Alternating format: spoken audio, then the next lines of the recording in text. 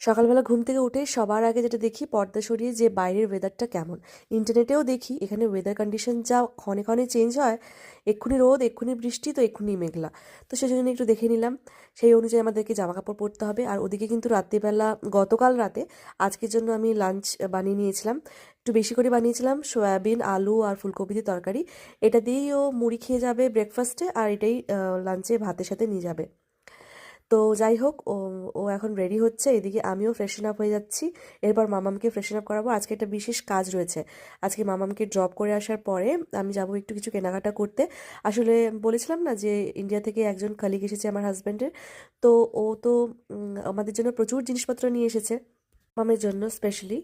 আর ওনারও না দুজন মেয়ে আছে, ছোট ছোট, আর মামামের থেকে একটু বড়।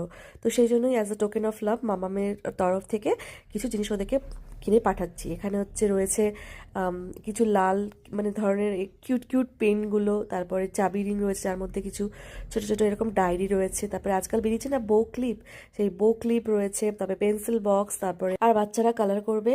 তো সেই জন্য কালারও নিয়েছি দুজনের জন্য দুটো। আর এখনো তো অনেকদিন বাকি আছে ওনার যাওয়াতে, তো লাস্টে চকলেটও কিনে এর সাথে পাঠিয়ে দেবো।